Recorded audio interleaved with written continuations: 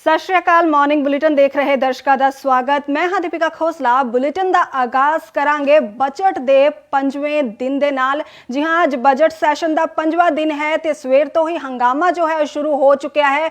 अकाली दल होवे या आम आदमी पार्टी, अज फिर तो कैप्टन सरकार का घिराव जो है उन्होंने वालों किया जा रहा है।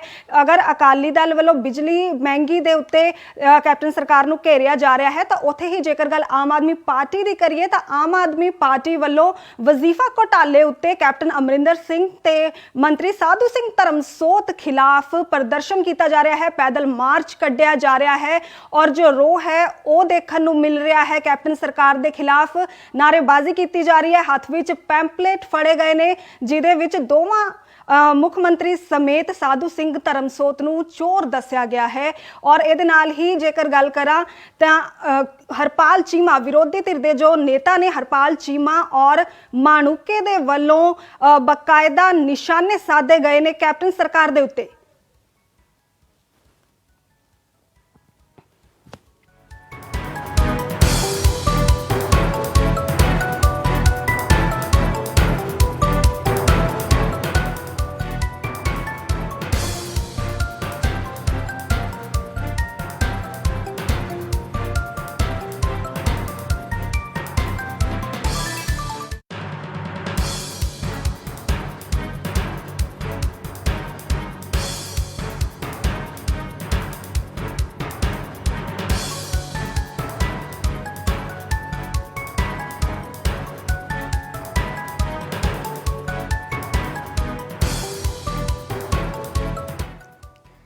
आम आदमी पार्टी के वलों जो है कैप्टन सरकार उत्ते लगातार जो है दबाव बनाने की कोशिश की जा रही है। विरोधी धिरां जो ने वो सरकार तो बीते 4 साल का जो रिपोर्ट कार्ड है वो मंग रही ने कि जो वादे किए सन, जो वादे करके जनता के नाल सत्ता उत्ते काबज हुई सी कांग्रेस, वो वादे वफा क्यों नहीं हुए। जनता की हालत ज्यों दी त्यों है, महंगाई दिन ब दिन वधी ही है। ये सारे सवालों को लैके विरोधी जो ने लगातार कैप्टन सरकार उत्ते हमलावर ने और एक तो बाद एक प्रदर्शन किए जा रहे ने। आज जिस तरह वजीफा घोटाले नूं लैके आम आदमी पार्टी एक बार फिर तो पैदल मार्च कढ़ रही है, उत्थे ही अकाली दल वालों महंगी बिजली नूं लैके सरकार नूं घेरिया जा रहा है।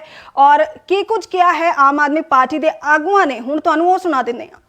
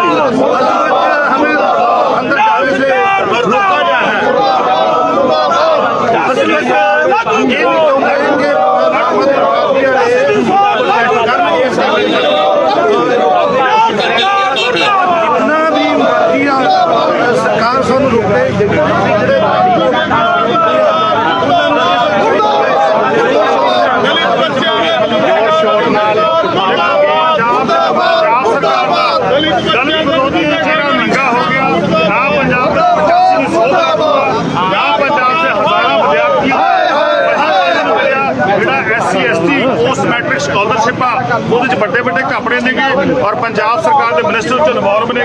पहली सरकार जो 2017 में इलेक्शन हो रही थी, यही पंजाब के पंजाब प्रदेश कांग्रेस कमेटी के प्रधान जाखड़ साहब, नवजोत सिद्धू जी, बाजवा साहब ਵਧਿਆ ਜਾ ਰਿਹਾ। 1200 ਕਰੋੜ ਰੁਪਏ ਦਾ ਕਪੜਾ ਅਕਾਲੀ ਦਲ ਨੇ ਕੀਤਾਗਾ, ਅਸੀਂ ਉਹਨਾਂ ਨੂੰ ਨੰਗੇ ਕਰਾਂਗੇ, ਉਹਨਾਂ ਨੂੰ ਜੇਲ੍ਹਾਂ 'ਚ ਡੱਕਾਂਗੇ। ਨਾ ਤਾਂ ਉਹ ਕਪੜਾ ਨੰਗਾ ਕੀਤਾ, ਨਾ ਉਹਨਾਂ ਨੂੰ ਜੇਲ੍ਹਾਂ 'ਚ ਡੱਕਿਆ। ਤੁਹਾਨੂੰ ਯਾਦ ਹੋਊਗਾ ਕਿ ਪਿਛਲੇ ਵਿਧਾਨ ਸਭਾ ਸੈਸ਼ਨ ਦੇ ਵਿੱਚ ਕੈਪਟਨ ਸਾਹਿਬ ਇੱਕ ਕਿਤਾਬ ਦੀ ਲੈ ਕੇ ਆਏ ਸੀਗੇ, ਕਹਿੰਦੇ ਸੀਗੇ ਆਹ ਕਿਤਾਬ ਮੇਰੇ ਹੱਥ 'ਚ ਆ, ਇਹ ਜਿਹੜਾ ਹੈਗਾ ਕਾਲਾ ਚਿੱਠਾ ਗਾ ਅਕਾਲੀ ਬੀਜੇਪੀ ਦਾ, ਪਰ ਲੇਕਿਨ ਉਹ ਟੇਬਲ ਕੀਤੀ। ਸੋ ਅੱਜ ਕਹੀ ਜਾਂਦੇ ਨੇ ਕਿ ਸੈਂਟਰ ਸਰਕਾਰ ਪੈਸੇ ਨਹੀਂ ਦੇ ਰਿਹਾ। ਸੈਂਟਰ ਸਰਕਾਰ ਦੀ ਮੈਂ ਆਰਟੀ ਪਾ ਕੇ ਇੱਕ ਜਿਹੜੀ ਇਨਫੋਰਮੇਸ਼ਨ ਲਈ ਸੀ, ਉਹਦੇ ਵਿੱਚ ਕਿਹਾ ਗਿਆ ਕਿ ਉਸ ਇਨਫੋਰਮੇਸ਼ਨ ਦੇ ਤਹਿਤ ਮੈਨੂੰ ਪਤਾ ਲੱਗਿਆ ਕਿ ਪੰਜਾਬ ਸਰਕਾਰ ਜਿਹੜੀ ਆ, ਕੈਪਟਨ ਸਾਹਿਬ ਦੀ ਸਰਕਾਰ ਜਿਹੜੀ ਆ, ਉਹ ਵਰਤੋਂ ਸਰਟੀਫਿਕੇਟ ਕਿ ਵਜ਼ੀਫਾ ਕਿੰਨਾ ਵਰਤ ਲਿਆ, ਕਿੰਨਾ ਬੱਚਿਆਂ ਨੂੰ ਦੇਤਾ, ਉਹ ਦੇਣ 'ਚ ਫੇਲ ਹੋਈ ਆ। ਇਸ ਗੱਲ ਕਰਕੇ ਸੈਂਟਰ ਸਰਕਾਰ ਉਹਦੇ ਬਰਾਬਰ ਪੈਸੇ ਨਹੀਂ ਭੇਜ ਰਿਹਾ। ਸੋ ਜ਼ਿੰਮੇਵਾਰ ਕੌਣ ਆ? ਜ਼ਿੰਮੇਵਾਰ ਕੈਪਟਨ ਸਾਹਿਬ ਨੇ, ਜ਼ਿੰਮੇਵਾਰ ਕੌਣ ਆ? ਸਾਧੂ ਸਿੰਘ ਧਰਮਸੋਤ ਦਾ ਜ਼ਿੰਮੇਵਾਰ ਕੌਣ ਆ? ਕੇਂਦਰ ਸਰਕਾਰ ਆ, ਬੀਜੇਪੀ ਆ। ਇਹ ਬਿਲਕੁਲ ਬਾਦਲ ਨੇ ਅੰਦਰ ਹਾਊਸ ਤੇ ਵੀ ਕਿਹਾ ਸੀਗਾ ਜਦੋਂ ਪੈਸਿਆਂ ਦੀ ਗੱਲ ਹੋਈ ਸੀ ਕਿ ਜ਼ਿਆਦਾਤਰ ਪੈਸੇ ਜਿਹੜੇ ਹੈਗੇ ਦੇ ਦਿੱਤੇ ਗਏ ਨੇ ਤੇ 100 ਕਰੋੜ ਉਹ ਪੈਸਿਆਂ ਦਾ ਕੀ ਬਣਿਆ ਹੈਗਾ, ਉਹਨਾਂ ਨੇ ਸਪਸ਼ਟੀਕਰਨ ਨਹੀਂ ਦਿੱਤਾ ਸੀਗਾ। ਦੇਖੋ ਮਨਪ੍ਰੀਤ ਸਿੰਘ ਬਾਦਲ ਮੈਂ ਸਮਝਦਾ ਇੱਕ ਬਹੁਤ ਵੱਡੇ ਝੂਠੇ ਆਦਮੀ ਨੇ। ਉਹ ਝੂਠ ਬੋਲ ਰਹੇ ਨੇ ਕਿ ਕੇਂਦਰ ਸਰਕਾਰ ਵੱਲੋਂ 100 ਕਰੋੜ ਰੁਪਇਆ ਆਰਟੀ ਤਹਿਤ, ਇਹ ਕਹਿੰਦੇ ਸੀ 200 ਕਰੋੜ ਦੇ ਦਿੱਤਾ ਗਾ, ਜਦ ਕਿ ਬਣਦਾ ਘੱਟੋ ਘੱਟ 1600 ਕਰੋੜ ਰੁਪਇਆ ਪੰਜਾਬ ਦੇ ਵਿਦਿਆਰਥੀਆਂ ਦਾ। ਫਿਰ ਜਿਹਨਾਂ ਨੇ ਪੈਸੇ ਦਿੱਤੇ, ਫਿਰ ਕਾਲਜਾਂ ਨੇ, ਯੂਨੀਵਰਸਿਟੀਆਂ ਨੇ, ਸਕੂਲਾਂ ਨੇ, ਉਹ ਡਿਗਰੀਆਂ ਕਿਉਂ ਰੱਖੀਆਂ ਹੋਈਆਂ ਨੇ? ਇਹ ਸਰਕਾਰ ਨੇ ਪੈਸੇ ਦਿੱਤੇ ਜਿਹਦੇ ਕਰਕੇ ਇਹ ਆਪਣੇ ਪਰਸਨਲ ਮੰਤਰ ਲਈ ਜਦੋਂ ਮੰਤਰੀ ਸਾਹਿਬ ਨੂੰ ਪਿਛਲੀ ਵਾਰ ਮੈਂ ਘੇਰ ਕੇ ਗਈ ਸੀ, ਮੰਤਰੀ ਸਾਹਿਬ ਖੁਦ ਮੰਨੇ ਵੀ ਅਸੀਂ ਸਾਰੇ ਘਰਾਂ ਦੇ ਕਲੀਅਰ ਕਰਦੇ। ਇਹਦਾ ਮਤਲਬ 19 20 21 ਲੋਕ ਆਸਰਾ ਰੱਖਣ ਵਜੀਫੇ ਦੀ 21 ਵਾਲਾ ਜਿਹੜਾ ਬੱਚਾ ਫਾਰਮ ਭਰੇਗਾ ਉਹ 26 ਚ ਜਾ ਕੇ ਪੂਰਾ ਲਊਗਾ। ਲੱਖਾਂ ਲੋਕ ਇੱਕ ਤੱਕ ਸੀ ਕੱਲ ਆਫਿਸ ਸਾਡੀ ਸਰਕਾਰ ਨੇ ਆ ਕਰਤਾ ਉਹ ਕਰਤਾ। ਇਹ ਐਡਮਿਟ ਕਰਨ ਇਹ ਸਾਡੀ ਸਰਕਾਰ ਦੇ ਵਿੱਚ 1,35,000 ਦਾ ਚੌਪੜਾ ਚੱਲ ਗਿਆ ਸਾਡੀ। ਇਹ ਐਡਮਿਟ ਕਰਨ 1650 ਬੱਚਾ ਨੇ ਹੋਰ अच्छा ਤੁਹਾਡੀ ਪਾਰਟੀ ਲੈ ਕੇ ਰਾਮਾ ਵਾਲਾ ਜਿਹੜਾ ਮੁੱਦਾ ਸੀ ਉਹਦੇ ਵਿੱਚ ਕੈਪਟਨ ਸਾਹਿਬ ਦਾ ਬਿਆਨ ਦੇਖੋ ਜੀ, ਜੇ ਪੰਜਾਬ ਦਾ ਰੱਖ ਪੰਜਾਬ ਦੇ ਬੱਚਿਆਂ ਦੀ ਰਾਖੀ ਨਹੀਂ ਕਰ ਸਕਦਾ ਤਾਂ ਕੌਣ ਕਰੇ? ਅੱਜ ਸਾਡੇ ਪੰਜਾਬ ਦੇ ਵਿੱਚ ਸਾਡੇ ਪ੍ਰਵਾਸੀ ਭਾਈ ਦੂਜੇ ਹੱਕੇ ਉਹਨਾਂ ਨੂੰ ਪਾਲਣਾ ਸਾਡਾ ਫਰਜ਼ ਹੈ। ਪਰ ਜੇ ਸਾਡੇ ਬੱਚੇ ਦਾ ਬੱਚੇ ਨੌਕਰੀਆਂ ਤੋਂ ਵਾਂਝੇ ਰਹਿ ਗਏ, ਰੋਟੀ ਤੋਂ ਵਾਂਝੇ ਰਹਿ ਗਏ, ਤੇ ਸਾਡੇ ਪੰਜਾਬ ਦਾ ਮੁੱਦਾ ਜਿੱਥੇ ਅਕਾਲੀ ਦਲ ਦੇ ਵੱਲੋਂ ਸਵਾਲ ਜੋ ਨੇ ਉਹ ਚੁੱਕੇ ਗਏ ਨੇ ਸਕਾਲਰਸ਼ਿਪ ਘੁਟਾਲੇ ਨੂੰ ਲੈ ਕੇ, ਉੱਥੇ ਹੀ ਮਹਿੰਗੀ ਬਿਜਲੀ ਉੱਤੇ ਵਿਕਰਮ ਮਜੀਠੀਆ ਨੇ ਵੀ ਕਾਂਗਰਸ ਉੱਤੇ ਸ਼ਬਦੀ ਹਮਲੇ ਕੀਤੇ ਨੇ। ਕੀ ਕੁਝ ਕਿਹਾ ਵਿਕਰਮ ਮਜੀਠੀਆ ਨੇ, ਆਓ ਸੁਣਾਉਂਦੇ ਆ। ਪਿਓ ਪੁੱਤ ਦਸੂਏ ਵਾਲੇ ਲੇਟੈਸਟ ਐਗਜ਼ਾਮਪਲ ਹੈ, ਜਿਨ੍ਹਾਂ ਨੇ ਆਪਣੇ ਸੁਸਾਈਡ ਨੋਟ 'ਚ ਉਹਨਾਂ ਨੂੰ ਜ਼ਿੰਮੇਵਾਰ ਠਹਿਰਾਇਆ ਹੈ ਕਾਂਗਰਸ ਸਰਕਾਰ ਨੂੰ, ਸੁਸਾਇਟੀ ਦੇ ਲੋਨ ਕਰਕੇ 1 ਕਿੱਲਾ ਦਾ ਮਾਲਕ। ਇਸ ਤਰ੍ਹਾਂ ਹੀ ਜਿਹੜਾ ਬੁੱਧ ਸਿੰਘ ਕਿਸਾਨ ਸੀ ਕਲਾਨੌਰ ਦਾ, ਜਿਹਨੂੰ ਆਪ ਫਾਰਮ ਕੈਪਟਨ ਸਾਹਿਬ ਨੇ ਭਰ ਕੇ ਦਿੱਤਾ ਸੀ, ਉਹਦਾ ਕਰਜ਼ਾ ਮਾਫ ਨਹੀਂ ਹੋਇਆ। 1500 ਕਿਸਾਨ ਦੀ ਖੁਦਕੁਸ਼ੀ, ਉਹਨਾਂ ਨਾਲ ਵਾਅਦਾ ਸੀਗਾ ਕਰਜ਼ਾ ਮਾਫੀ ਦਾ, 10 ਲੱਖ ਮਦਦ ਦੀ, ਇੱਕ ਸਰਕਾਰੀ ਨੌਕਰੀ ਕੱਖ ਨਹੀਂ ਦਿੱਤੀ। 90,000 ਕਰੋੜ ਮਾਫ ਕਰਨਾ ਸੀ, 4% ਤੋਂ ਘੱਟ ਮਾਫ ਕੀਤਾ। ਲੋਕਾਂ ਨੂੰ ਮੂਰਖ ਨਹੀਂ ਬਣਾਉਣ ਦੇਵਾਂਗੇ।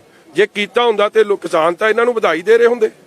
ਅੱਜ ਵੀ ਹਾਲਾਤ ਕੀ ਬਣੇ ਆ, ਤੁਹਾਡੇ ਕੋਲ ਕਿਸਾਨਾਂ ਲਈ ਪੈਸੇ ਨਹੀਂ। ਐਸਸੀ ਸਕਾਲਰਸ਼ਿਪ ਤੁਸੀਂ ਖਾ ਗਏ ਹੋ, ਮੁਲਾਜ਼ਮਾਂ ਦੇ ਭੱਤੇ ਤੁਸੀਂ ਖਾ ਗਏ ਹੋ, ਗਰੀਬਾਂ ਦੀਆਂ ਸਹੂਲਤਾਂ ਤੁਸੀਂ ਖਾ ਗਏ ਹੋ, ਮਗਰ ਮੁਖਤਿਆਰ ਅੰਸਾਰੀ ਦੇ ਕੇਸ ਲੜਨ ਲਈ ਤੁਹਾਡੇ ਖਜ਼ਾਨੇ ਭਰ ਜਾਂਦੇ ਆ। ਮਗਰ ਦਿੱਲੀ 'ਚ ਜਿਹੜੇ ਕਿਸਾਨੀ ਅੰਦੋਲਨ 'ਚ ਕਿਸਾਨਾਂ ਨੂੰ ਅੰਦਰ ਦਿੱਤਾ, ਉਹਨਾਂ ਲਈ ਤੁਹਾਡੇ ਕੋਲ ਪੈਸੇ ਨਹੀਂ। ਇਸ ਲਈ ਚਾਹੇ ਜਿੰਨਾ ਮਾਫੀਆ ਦਾ ਕੰਮ ਹੋਇਆ, ਸ਼ਰਾਬ ਦਾ, ਰੇਤ ਦਾ, ਹਰ ਜਗ੍ਹਾ ਇਹ ਗੱਲਾਂ ਤਾਂ ਉਹਨਾਂ ਦੇ ਆਪਦੇ ਐਮਐਲਏ ਕਹਿ ਰਹੇ, ਤੁਹਾਨੂੰ ਲੰਮਾ ਭਾਸ਼ਣ ਦੇ ਰਹੇ ਆ। ਉਹਨਾਂ ਨੇ ਦੱਸਿਆ ਹੀ ਆ, ਉਹ ਆਪਦੀ ਉਹਨਾਂ ਦੇ ਐਮਐਲਏ ਸਾਹਿਬ ਇਹ ਕਹਿ ਰਹੇ ਆ ਕਿ 99% ਵੇਖਦੇ ਰਹਿ ਗਏ, 1% ਨੂੰ ਸਾਰਾ ਕੰਮ ਲੁਟਾਤਾ। ਹੁਣ 9 ਲੈਣ ਕਿਹਨੇ ਲੁਟਾਤਾ? ਡਰਨ ਨਾ, ਅਸੀਂ ਉਹਨਾਂ ਦੇ ਨਾਲ ਆ। ਨਵਜੋਤ ਸਿੰਘ ਸਿੱਧੂ ਕੱਲ ਕਹਿੰਦੇ ਕ੍ਰੌਪ ਡਾਇਵਰਸਿਫਿਕੇਸ਼ਨ ਵਾਸਤੇ ਪੰਜਾਬ ਸਰਕਾਰ ਨੂੰ ਸੁਜੈਸਟ ਕੀਤਾ ਹੈ ਕਿ ਐਟਲੀਸਟ ਜਿਹੜਾ ਆਇਲ ਸੀਡ ਨੇ ਤੇ ਪਲਸਿਸ ਨੇ ਉਹਨਾਂ ਦੀ ਪ੍ਰੋਕਿਉਰਮੈਂਟ ਐਮਐਸਪੀ ਤੇ ਕਰਨ। ਦੇਖੋ, ਸ਼੍ਰੋਮਣੀ ਅਕਾਲੀ ਦਲ ਨੇ, ਸਰਦਾਰ ਸੁਖਬੀਰ ਸਿੰਘ ਜੀ ਬਾਦਲ ਨੇ ਜਿਸ ਦਿਨ ਸੈਸ਼ਨ ਸ਼ੁਰੂ ਹੋਇਆ ਉਸ ਦਿਨ ਵੀ ਸਟੇਜ ਤੋਂ ਕਿਹਾ, ਅਸੀਂ ਲਿਖਤੀ ਗਵਰਨਰ ਸਾਹਿਬ ਨੂੰ ਦੇ ਕੇ ਆਏ ਆ ਕਿ ਤੁਸੀਂ ਜਿੰਨੇ ਵੀ ਵੈਜੀਟੇਬਲਸ ਨੇ ਜਾਂ ਹੋਰ ਕ੍ਰੌਪਸ ਨੇ, ਇਹਨਾਂ ਤੇ ਐਮਐਸਪੀ ਸਰਕਾਰ ਦਵੇ, ਚਾਹੇ ਕੋਈ ਫੁੱਲਾਂ ਦੀ ਖੇਤੀ ਕਰਦਾ, ਚਾਹੇ ਵੈਜੀਟੇਬਲਸ ਵਾਲੇ ਆ, ਔਰ ਦੁੱਧ ਦੀ। ਕਿਉਂਕਿ ਦੇਖੋ, ਜਦ ਕਰੋਨਾ ਕਾਲ 'ਚ ਦੁੱਧ ਦੇ ਲਈ 5 ਰੁਪਏ ਹਰਿਆਣਾ ਸਰਕਾਰ ਨੇ ਵੱਧ ਦਿੱਤੇ, ਇਹਨਾਂ ਨੇ ਰੇਟ ਘਟਾਤਾ। ਇਸ ਲਈ ਕਿਸਾਨਾਂ ਦੀ ਬਾਹ ਪੜਨ ਦਾ ਕੰਮ ਕਰਨ, ਡਾਈਵਰਸਿਫਿਕੇਸ਼ਨ ਤਾਂ ਹੋਊਗੀ, ਲਿਪ ਸਰਵਿਸ ਨਾਲ ਡਾਈਵਰਸਿਫਿਕੇਸ਼ਨ ਨਹੀਂ ਹੋਣੀ। ਫਾਈਨੈਂਸ਼ੀਅਲੀ ਵਾਇਬਲ ਹੈ ਸਟੇਟ ਵਾਸਤੇ? ਕਿਉਂ ਜੀ, ਉਹ ਬਾਕੀ ਕੇਰਲਾ ਵੀ ਕਰ ਰਹੀ ਹੈ। If Kerala can do, why can't Punjab do? Other states have started doing. ਕਿ ਜਿੰਨਾ ਵੀ ਗੈਪ ਰਹਿ ਜਾਂਦਾ ਹੈ ਉਹ ਗੈਪ ਫੰਡਿੰਗ ਸਰਕਾਰ ਕਰ ਰਹੀ ਹੈ। ਮਨਸ਼ਾ ਹੋਵੇ ਤੇ ਸਭ ਹੋ ਸਕਦਾ, ਮਗਰ ਅੱਜ ਤੱਕ ਕੈਗ ਦੀ ਰਿਪੋਰਟ ਨਹੀਂ, ਇਹਨਾਂ ਦਾ ਜਲੂਸ ਵੀ ਕੱਢਤਾ।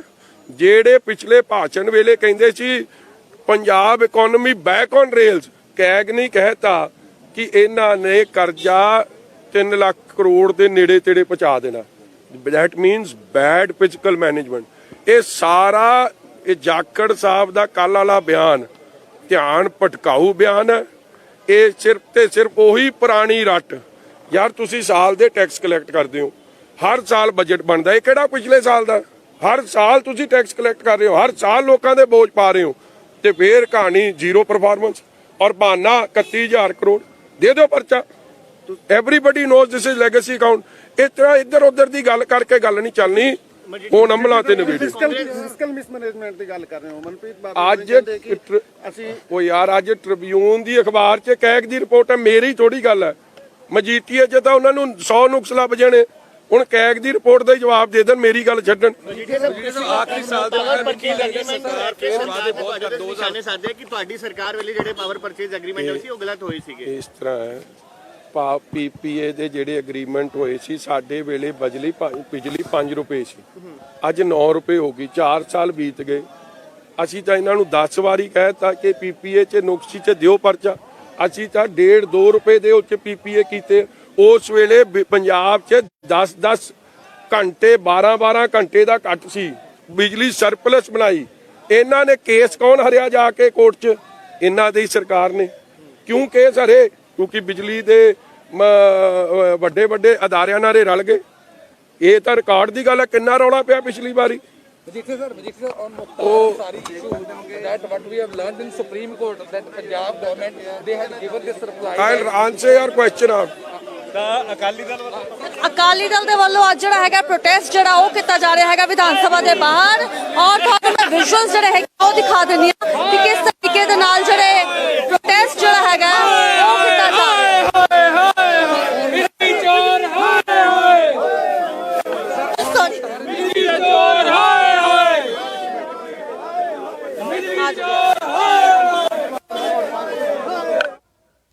ਤਾਂ ਹੁਣ ਰੁਖ ਕਰਾਂਗੇ ਅਗਲੀ ਖਬਰ ਦਾ। ਮਨਜਿੰਦਰ ਸਿੰਘ ਸਿਰਸਾ ਦੇ ਵੱਲੋਂ ਸੋਸ਼ਲ ਮੀਡੀਆ ਉੱਤੇ ਇੱਕ ਪੋਸਟ ਜੋ ਹੈ ਉਹ ਸ਼ੇਅਰ ਕੀਤੀ ਗਈ ਹੈ, ਜਿਸ ਵਿੱਚ ਉਹਨਾਂ ਨੇ ਦਿੱਲੀ ਪੁਲਿਸ ਦੀ ਕਾਰਵਾਈ ਉੱਤੇ ਸਵਾਲ ਚੁੱਕੇ ਨੇ।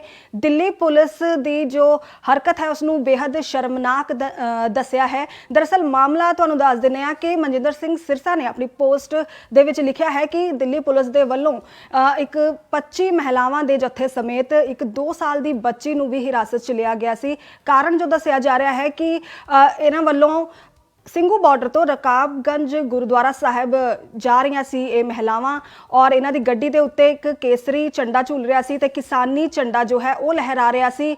ਉਸੇ ਦੌਰਾਨ ਪੁਲਿਸ ਵੱਲੋਂ ਇਹ ਝੰਡੇ ਹਟਾਉਣ ਦੇ ਲਈ ਕਿਹਾ ਗਿਆ, ਲੇਕਿਨ ਮਹਿਲਾਵਾਂ ਵੱਲੋਂ ਅਜਿਹਾ ਕਰਨ ਤੋਂ ਇਨਕਾਰ ਕਰ ਦਿੱਤਾ ਗਿਆ, ਜਿਸ ਤੋਂ ਬਾਅਦ ਉਹਨਾਂ ਨੂੰ ਤਿਲਕ ਮਾਰਗ ਪੁਲਿਸ ਸਟੇਸ਼ਨ ਦੇ ਵਿੱਚ ਜੋ ਹੈ ਉਹ ਲਿਜਾਇਆ ਗਿਆ, ਜਿੱਥੋਂ ਕਿ ਬਾਅਦ ਵਿੱਚ ਉਹਨਾਂ ਨੂੰ ਰਿਹਾ ਵੀ ਕਰ ਦਿੱਤਾ ਗਿਆ।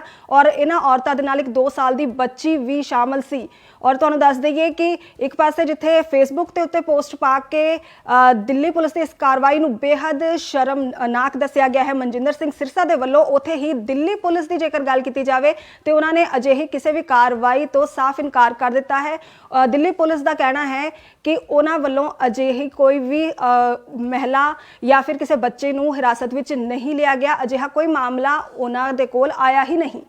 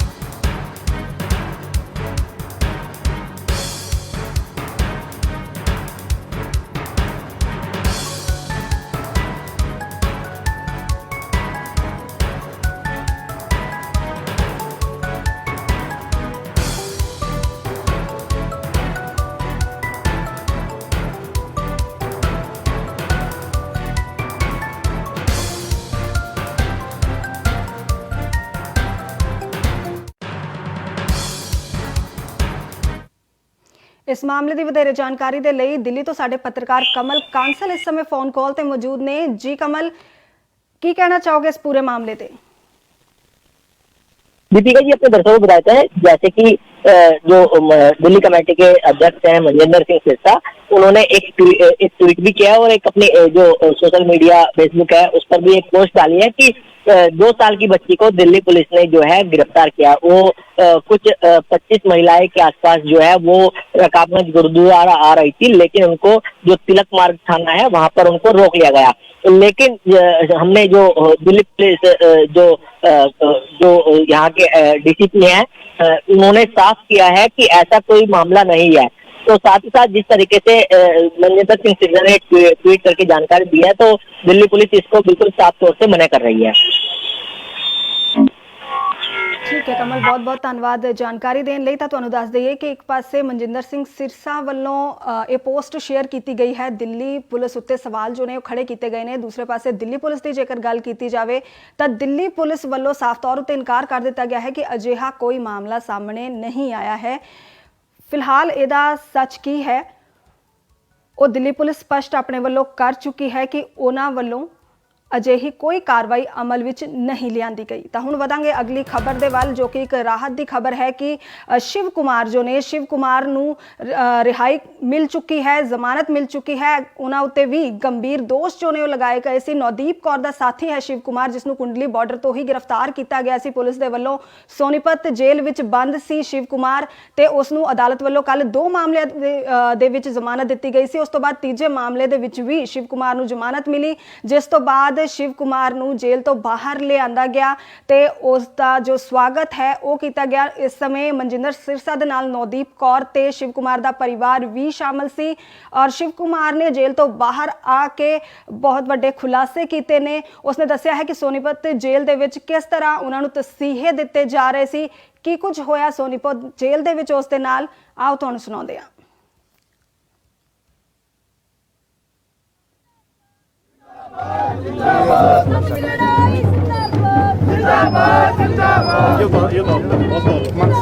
कोई बात नहीं, हो जाएगा ना जी। 32 वाले हॉस्पिटल में जाना आगे। अच्छा जी, आ जाओ आगे, आ जाओ आगे। थोड़ा इधर हो जाओ, साइड पे आ जाओ, साइड पे कोई बेटा हौसले में रहना आप।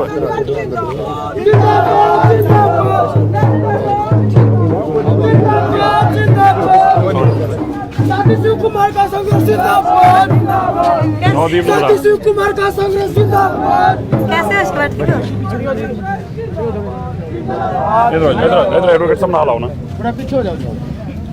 मेरी अभी तबीयत ठीक नहीं है, मैं कॉन्फ्रेंस में बात करूँगा। हाँ, आराम से बात करें। कुछ तो बता। अभी मतलब मेरे को ठीक नहीं महसूस हो रहा है, मतलब ठीक नहीं। क्या हुआ? खुशी है पर मैं अभी बात नहीं कर सकता कॉन्फ्रेंस में। कुछ बात हुई हो तो बताओ। नहीं कोई बात नहीं। इमोशनल लग रहे हो? नहीं कोई इमोशनल नहीं। अभी थोड़ा सा जैसे रिपोर्ट के अंदर भी आया तो सदमा लगा, और अभी हम लोग भी इसको लगातार अभी सीधा यहीं से चंडीगढ़ हॉस्पिटल लेके जा रहे हैं। जेल से बाहर निकले हो, क्या कुछ तो कहना चाहोगे आप? कल बात करेंगे सर, सब प्रेस कॉन्फ्रेंस। धन्यवाद, सबका धन्यवाद सबका जो साथी आप आए सभी का धन्यवाद। मारा गया था सभी को क्रांतिकारी लाल सलाम। क्या आपके साथ जेल में मारपीट की थी? जेल में कोई मारपीट नहीं हुई। पुलिस कस्टडी में हुई थी। कल बात करेंगे सर प्लीज, मैं अभी दबाव महसूस कर रहा हूँ। देखो, आप सब जानते हो जो ये केस है, ये बड़ा सेंसिटिव केस है। नौदीप इधर बैठो। नौदीप के साथ भी जो हुआ आपने सबने देखा, और नौदीप के बाद शिव कुमार के साथ यहाँ तक कि मेडिकल 1.5 महीने बाद हुआ। बैंस साहब इतने खड़े, हरिंदर बैंस साहब 1.5 महीने बाद हाई कोर्ट के ऑर्डर से ਜਿਹੜਾ ਮੈਡੀਕਲ ਹੋਇਆ ਉਹਦੇ ਅੰਦਰ ਤੁਸੀਂ ਦੇਖੋ, ਉਸ ਤੋਂ ਬਾਅਦ ਰਿਲੀਫ ਮਿਲੀ, ਉਸ ਤੋਂ ਬਾਅਦ ਇਹਨੇ ਪਲਸਟਰ ਕਰਾਇਆ। 1 ਮਹੀਨਾ ਜਿਸ ਬੰਦੇ ਨੂੰ ਇਸ ਤਰ੍ਹਾਂ ਫਿਜ਼ੀਕਲੀ ਟੌਰਚਰ ਹੋਵੇ, 1 ਮਹੀਨੇ ਤੱਕ 1.5 ਮਹੀਨੇ ਤੱਕ ਪਲਸਟਰ ਵੀ ਨਹੀਂ, ਫ੍ਰੈਕਚਰ ਦੇ ਹੋਣ ਦੇ ਬਾਵਜੂਦ ਔਰ 9 ਖਿੱਚੇ ਗਏ, ਜਿਸ ਤਰੀਕੇ ਨਾਲ ਇਹਨੂੰ ਟੌਰਚਰ ਕੀਤਾ ਗਿਆ, ਮੈਂ ਸਮਝਦਾ ਕਿ ਮਾਨਵਤਾ ਮਰੀ ਹੋਈ ਆ ਜਿਸ ਤਰੀਕੇ ਨਾਲ ਇਹਦੇ ਨਾਲ ਧੱਕਾ ਕੀਤਾ ਗਿਆ। ਦੇਖੋ ਆਹ ਦੇਖੋ, ਆਹ ਦੇਖੋ ਪੈਰਾਂ ਦੇ 9 ਖਿੱਚੇ ਗਏ, ਉਹ ਦੇਖੋ, ਇਹ ਦੇਖੋ ਆਹ ਹਾਲਾਤ ਕੀਤਾ ਗਿਆ ਕਿਸੇ ਆਦਮੀ ਨਾਲ। ਹੁਣ ਤੁਸੀਂ ਇਹ ਤੋਂ ਉਮੀਦ ਕਰੋ ਇਹ ਵਿਚਾਰਾ ਕਿੱਥੋਂ ਕੀ ਬੋਲੇ ਤੇ ਕਿਵੇਂ ਬੋਲੇ। ਮਤਲਬ ਬੜੀ ਸਾਨੂੰ ਸ਼ਰਮ ਆਉਂਦੀ ਹੈ ਕਿ ਇਸ ਦੇਸ਼ ਦੇ ਅੰਦਰ ਕਾਨੂੰਨ ਦੀ ਗੱਲ ਕਰਦੇ ਹਾਂ, ਔਰ ਬੜੇ ਸ਼ਰਮ ਦੀ ਗੱਲ ਆ ਕਿ ਕਾਨੂੰਨ ਦੇ ਲੋਕ ਦਵਾਈ ਦਿੰਦੇ ਨੇ ਔਰ ਕੌਨਸਟੀਟਿਊਸ਼ਨ ਦੀ ਦਵਾਈ ਦਿੰਦੇ ਨੇ, ਡੈਮੋਕ੍ਰੇਸੀ ਦੀ ਦਵਾਈ ਦਿੰਦੇ ਨੇ, ਪਰ ਜਦੋਂ ਅਸੀਂ ਦੇਖਦੇ ਹਾਂ ਕਿ ਅੱਜ ਵੀ ਸਾਡਾ ਦਲਿਤ ਭਾਈਚਾਰਾ, ਕਮਜ਼ੋਰ ਵਰਗ ਔਰਤਾਂ ਨੂੰ ਜਿਸ ਤਰੀਕੇ ਜ਼ੁਲਮ ਢਾਏ ਜਾ ਰਹੇ ਨੇ, ਇਹ ਬੜੇ ਸ਼ਰਮ ਦੀ ਗੱਲ ਆ। ਅਸੀਂ ਦਿੱਲੀ ਸਿੱਖ ਗੁਰਦੁਆਰਾ ਮੈਨੇਜਮੈਂਟ ਕਮੇਟੀ ਹਮੇਸ਼ਾ ਇਸ ਜ਼ੁਲਮ ਦਾ ਟਾਕਰਾ ਕਰਦੇ ਆਏ ਔਰ ਕਰਦੇ ਰਵਾਂਗੇ। ਸਾਨੂੰ ਇਸ ਗੱਲ ਦਾ ਤੇ ਬਹੁਤ ਦੁੱਖ ਆ ਕਿ ਜਿਸ ਤਰੀਕੇ ਸਾਡੀ ਭੈਣ ਨਵਦੀਪ ਕੌਰ ਨਾਲ ਵੀ ਔਰ ਇਹਨਾਂ ਦੇ ਸਾਥੀ ਸ਼ਿਵ ਕੁਮਾਰ ਨਾਲ ਜੋ ਹੋਇਆ, ਇਹਦਾ ਤਾਂ ਸਾਨੂੰ ਜ਼ਿੰਦਗੀ ਭਰ ਮਲਾਲ ਰਹੇਗਾ। ਪਰ ਸਾਨੂੰ ਇਸ ਗੱਲ ਦੀ ਤਸੱਲੀ ਆ ਕਿ ਸਾਡੀ ਭੈਣ ਨਵਦੀਪ ਵੀ ਬੜੀ ਦਲੇਰੀ ਦੇ ਨਾਲ, ਬੜੇ ਜਜ਼ਬੇ ਦੇ ਨਾਲ ਔਰ ਅੱਜ ਵੀ ਹਿਊਮਿਲੇਟ ਕਰਨ ਦੀ ਕੋਸ਼ਿਸ਼ ਕੀਤੀ ਗਈ। ਮੈਨੂੰ ਇਸ ਗੱਲ ਦਾ ਦੁੱਖ ਆ। ਤੁਸੀਂ ਦੇਖੋ ਤਕਰੀਬਨ 700 ਮੀਟਰ 800 ਮੀਟਰ ਅਸੀਂ ਅੰਦਰ ਗਏ, ਕਹਿੰਦੇ ਜੀ ਉਹਨੂੰ ਬਾਹਰ ਭੇਜ ਦਿਆਂਗੇ, ਗੱਡੀ ਛੱਡਣ ਆਵਾਂਗੇ। ਉਹਨੂੰ ਪੈਦਲ ਚਲਾਇਆ ਤੇ ਫ੍ਰੈਕਚਰ ਹੋਇਆ ਹੈ। ਫਿਰ ਹਿਊਮੈਨਿਟੀ ਦਿਖਾਈ, ਕਿਸੇ ਪੁਲਿਸ ਵਾਲੇ ਨੇ ਇੱਥੋਂ ਆਪਣਾ ਸਕੂਟਰੀ ਲੈ ਕੇ ਗਿਆ ਤੇ ਉਹਨੂੰ ਬਿਠਾ ਕੇ ਲੈ ਕੇ ਆਇਆ। ਮਤਲਬ ਤੁਸੀਂ ਜਲੀਲ ਕਰਨਾ ਚਾਹੁੰਦੇ ਜੇ, ਬੇਇੱਜ਼ਤ ਕਰਨਾ ਚਾਹੁੰਦੇ ਜੇ, ਔਰ ਪਰਪਸ ਕੀ ਆ ਕਿ ਕੋਈ ਅੰਦੋਲਨਕਾਰੀ ਅੰਦੋਲਨ ਨਾ ਕਰ ਸਕੇ। ਸੋ ਸਾਨੂੰ ਬੜਾ ਦੁੱਖ ਆ, ਪਰ ਸਾਨੂੰ ਇਸ ਗੱਲ ਦੀ ਤਸੱਲੀ ਔਰ ਖੁਸ਼ੀ ਵੀ ਆ ਕਿ ਜਜ਼ਬਾ ਜਿਹੜਾ ਉਹੀ ਅੱਜ ਵੀ, ਲੜਾਈ ਲੜਨ ਦਾ ਜਜ਼ਬਾ ਜਿਹੜਾ ਅੱਜ ਵੀ ਉਹੀ ਆ। ਔਰ ਇਹ ਲੜਾਈ ਖਾਲੀ ਦਬਾ ਕੇ ਕੋਈ ਸਾਨੂੰ ਹਰਾ ਨਹੀਂ ਸਕਦਾ। ਜਿੰਨਾ ਦਬਾਉਣ ਦੀ ਕੋਸ਼ਿਸ਼ ਕਰੇਗਾ ਉਨਾ ਹੀ ਉੱਭਰ ਕੇ ਬਾਹਰ ਆਵਾਂਗੇ ਔਰ ਇਸ ਲੜਾਈ ਨੂੰ ਜਿੱਤਾਂਗੇ। ਸਿਰਸਾ ਸਾਹਿਬ, ਜਿਹੜੇ ਅਨਮਨੁੱਖੀ ਕਾਰਜ ਨੇ ਇਹਨਾਂ ਤੇ ਕੀਤਾ ਗਿਆ, ਇਹਦੇ ਵਿਰੁੱਧ ਕੋਈ ਕਾਰਵਾਈ ਕੀਤੀ ਜਾਊਗੀ? ਬਿਲਕੁਲ, ਮੈਂ ਇਹਨੂੰ ਦੱਸਣਾ ਚਾਹੁੰਦਾ ਹੈ ਔਰ ਬੇਟੀ ਨੂੰ ਦੇਖੋ, ਆਲਰੇਡੀ ਇਹਨਾਂ ਦੇ ਵੱਲੋਂ ਪਟੀਸ਼ਨ ਫਾਈਲ ਕੀਤੀ ਹੋਈ ਆ ਔਰ ਉਸ ਪਟੀਸ਼ਨ ਦੇ ਚੱਲਦੇ ਹੀ ਇਹਨੂੰ ਹਾਈ ਕੋਰਟ ਦੇ ਜੱਜ ਸਾਹਿਬ ਨੇ ਇਹ ਕਿਹਾ ਕਿ 32 ਸੈਕਟਰ ਚੋਂ ਇਹਦਾ ਹਸਪੀਟਲ, ਇਹਦਾ ਮੈਡੀਕਲ ਹੋਵੇ। ਪਰ ਦੇਖੋ ਪੁਲਿਸ ਦਾ ਧੱਕਾ ਕਿੱਡਾ ਹੈ, ਸਿਸਟਮ ਦਾ, ਪ੍ਰਸ਼ਾਸਨ ਦਾ ਕਿੰਨਾ ਧੱਕਾ ਹੈ। ਉਹਦੇ ਬਾਵਜੂਦ ਵੀ ਇਹਨੂੰ ਹਸਪੀਟਲ ਨਹੀਂ ਲੈ ਕੇ ਗਏ, ਸਿਰਫ ਮੈਡੀਕਲ ਕਰਾ ਕੇ ਲਿਆਤਾ। ਜੱਜ ਸਾਹਿਬ ਨੇ ਅਗਲੇ ਦਿਨ ਡੇਟ 'ਚ ਕਿਹਾ ਸੀ ਇਹਨੂੰ ਹਸਪੀਟਲ ਐਡਮਿਟ ਕਰਾਓ। ਬਾਕੀ ਇਹਨਾਂ ਦੇ ਜਗਦੀਸ਼ ਜੀ ਸਾਡੇ ਐਡਵੋਕੇਟ ਸਾਹਿਬ, ਜਿਨ੍ਹਾਂ ਨੇ ਦੋਵਾਂ ਕੇਸਿਸ ਅੰਦਰ ਬਹੁਤ ਵੱਡਾ ਸਾਡਾ ਸਾਥ ਦਿੱਤਾ। ਨਵਦੀਪ ਦਾ ਇਹ ਅਸੀਂ ਧੰਨਵਾਦ ਕਰਦੇ ਹਾਂ, ਜਗਦੀਸ਼ ਜੀ ਦਾ, ਜਤਿੰਦਰ ਕੁਮਾਰ ਜੀ ਦਾ ਬਹੁਤ ਧੰਨਵਾਦ ਕਰਦੇ ਹਾਂ, ਜਿਨ੍ਹਾਂ ਨੇ ਆਊਟ ਆਫ ਦੀ ਵੇ ਜਾ ਕੇ ਔਰ ਮਾਨਵਤਾ ਜੀਂਦੀ ਆ ਉਹਦੀ ਮਿਸਾਲ ਜਤਿੰਦਰ ਕੁਮਾਰ ਜੀ ਨੇ ਦਿੱਤੀ। ਸਾਡੇ ਹਰਿੰਦਰ ਸਿੰਘ ਜੀ ਬੈਂਸ ਸਾਹਿਬ ਦੇ, ਢਿੱਲੋਂ ਸਾਹਿਬ ਸਾਰੇ ਇੱਥੇ ਖੜੇ ਨੇ, ਮੈਂ ਇਹਨਾਂ ਦਾ ਵੀ ਬਹੁਤ ਬਹੁਤ ਧੰਨਵਾਦ ਕਰਦਾ ਹਾਂ। ਬਿਸ਼ਨੋਈ ਸਾਹਿਬ ਵੀ, ਖਾਸ ਤੌਰ ਤੇ ਬਿਸ਼ਨੋਈ ਸਾਹਿਬ ਨੇ ਨਵਦੀਪ ਦੇ ਕੇਸ ਦੇ ਅੰਦਰ ਵੀ ਖੁਦ ਖੜੇ ਹੋ ਕੇ ਔਰ ਅੱਜ ਵੀ ਔਰ ਪਹੁੰਚ ਕੇ ਇਹਨਾਂ ਦਾ ਜਿਹੜਾ ਸਾਥ ਦਿੱਤਾ ਹੈ। ਅਸੀਂ ਇਸੇ ਤਰ੍ਹਾਂ ਸਾਥ ਦਿੰਦੇ ਰਵਾਂਗੇ। ਅਸੀਂ ਆਪਣੇ ਭਰਾ ਨੂੰ, ਸਾਡੀ ਭੈਣ ਨੂੰ ਇਹ ਵਿਸ਼ਵਾਸਨ ਦਿਵਾਉਂਦੇ ਹਾਂ, ਅਸੀਂ ਤੁਹਾਡੀ ਲੜਾਈ ਇਸੇ ਤਰ੍ਹਾਂ ਲੜਦੇ ਰਹਾਂਗੇ। ਸ਼ਿਵ ਕੁਮਾਰ ਜੀ ਦੇ ਪਿਤਾ ਜੀ ਦਾ ਕਹਿਣਾ ਹੈ ਕਿ ਉਹਨਾਂ ਨੂੰ ਮਿਲਣ ਤੇ ਚੀਮਾ ਸਾਹਿਬ ਨੇ ਕੇਸ ਪਾਇਆ। ਮੈਂ ਆਰਐਸ ਚੀਮਾ ਸਾਹਿਬ ਦਾ ਔਰ ਉਹਨਾਂ ਦੇ ਬੇਟੇ ਦਾ ਵੀ ਬਹੁਤ ਧੰਨਵਾਦ ਕਰਦਾ, ਬੇਟੀ ਦਾ ਵੀ। ਇਹ ਤੇ ਉਹਨਾਂ ਨੇ ਲੜਾਈ ਲੜ ਕੇ ਇਹਦੀ ਲੜਾਈ ਲੜੀ ਆ। ਮਿਲਣ ਤੇ ਇਹਨੂੰ ਕਿਸੇ ਨਾਲ ਗੱਲ ਵੀ ਨਹੀਂ ਕਰਨ ਦਿੱਤਾ ਜਾ ਰਿਹਾ। ਮਿਲਣਾ ਦੂਰ ਦੀ ਗੱਲ ਹੈ। ਜਿਹਦੇ ਨੌ ਖਿੱਚੇ ਹੋਣ, ਫ੍ਰੈਕਚਰ ਕੀਤੇ ਹੋਣ, ਕੁੱਟ ਕੇ ਲੱਤਾਂ ਭੰਨ ਦਿੱਤੀਆਂ ਗਈਆਂ ਹੋਣ, ਤੁਸੀਂ ਇਸ ਤੋਂ ਪਹਿਲਾਂ ਮੈਂ ਤਾਂ ਕਦੀ ਦੇਖਿਆ ਨਹੀਂ ਪੁਲਿਸ ਦੀ ਐਸੀ ਤਸ਼ੱਦਦ। ਔਰ ਜਿਹੜੇ ਲੋਕ ਐਸੀ ਕੰਮ ਕਰਦੇ ਉਹਨੂੰ ਕਿਵੇਂ ਮਿਲਣ ਦਿੰਦੇ ਆਪਣੇ ਮਾਂ-ਬਾਪ ਨਾਲ? ਉਦੋਂ ਬਾਅਦ ਇਹਦੀ ਪ੍ਰੋਬਲਮ ਅੱਖਾਂ 'ਚ ਦੇਖਣ ਦੀ ਵੀ। ਇਹਨੂੰ ਚਸ਼ਮਾ ਨਹੀਂ ਦਿੱਤਾ। ਕਿੰਨੀ ਦੇਰ ਬਾਅਦ ਚਸ਼ਮਾ ਦਿਆ? लगभग 1.5 महीने बाद चश्मा दिता, जो कि ਇਹਦੀ ਇੰਪੈਰਿਟੀ ਇਹਨੂੰ ਦੇਖ नहीं सकता, पार्शली ब्लाइंड है, लेकिन 1.5 महीने बाद इसकी एक आंख जो है वो बिल्कुल कुछ नहीं दिखता उससे। उसके बाद भी चश्मा अवेलेबल नहीं करवाया। 16 दिन बाद कस्टडी में मेरे को रखा। उसके बाद क्या कहना था पुलिसकर्मियों का? जब अभी कल बात करेंगे बस, प्लीज। चलो बस अपने एक स्रोपा दे देंगे, ऐसे रोक लो, ये रोक लो, एक स्रोपा दे देंगे, 1 मिनट रुक, स्रोपा दे देंगे। पटका है तुम्हारे पास? अंकल जी परना देना परना देना। नवदीप तू भी आ जा नाल, नवदीप तेनों भी देना। ये मसासा से बांध लिया थोड़ा सा ना।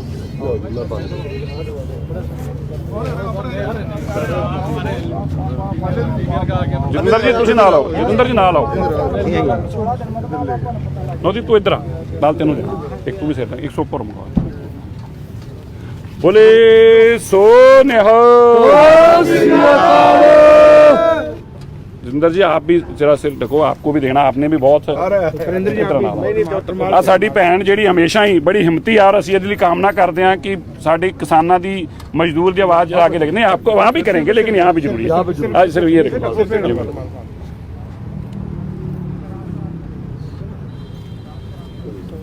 बोले सो निहाल। फोटो इधर आ जाओ, बैन साहब तुम इधर आओ, बैन साहब इधर आना। विष्णु जी हाँ खोल जी आप घेरा बड़ा करके ना।